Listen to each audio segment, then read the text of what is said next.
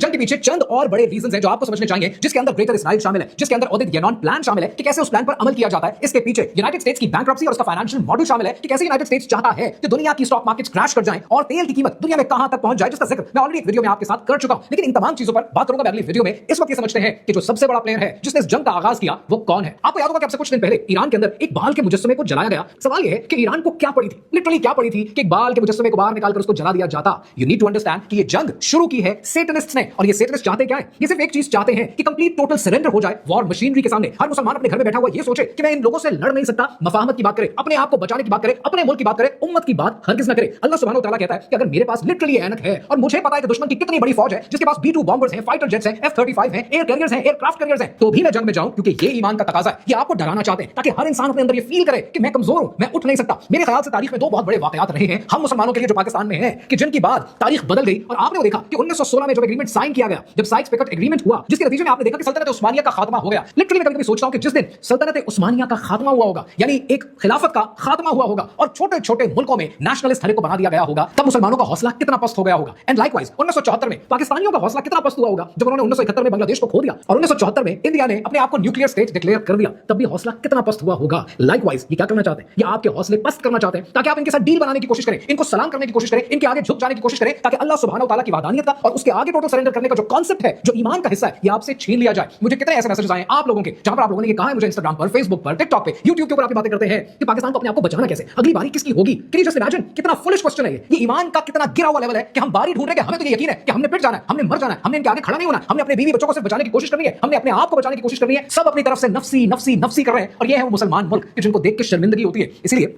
इन डिसेप्शंस को खोल खोल कर बताना जरूरी है। ये एप्स्टीन फाइल्स, ये conspiracy theory, they all are part of this. कि बार-बार आपको सिर्फ एक ही चीज साबित करना चाहते हैं that we are the chosen ones. Let me tell you, ये इतने कमजोर हैं, ये इतने इखलाक के मामले में करप्ट हैं कि ये कहीं से भी चोजन वंस नहीं है। और इनको लिटरली एक ईरान, क्या ईरान से भी छोटा मुल्क कि जिसके अंदर ईमान की ताकत हो, वो सिर नगू करा सकता है, वो नीचे झुका सकता है, वो इन्हें गिरा सकता है। सिर्फ आपको ईमान की जरूरत है। आज भी हो जो बराहीन का ईमान पैदा, आग कर सकती है अंदाज़े गुलिस्तां पैदा।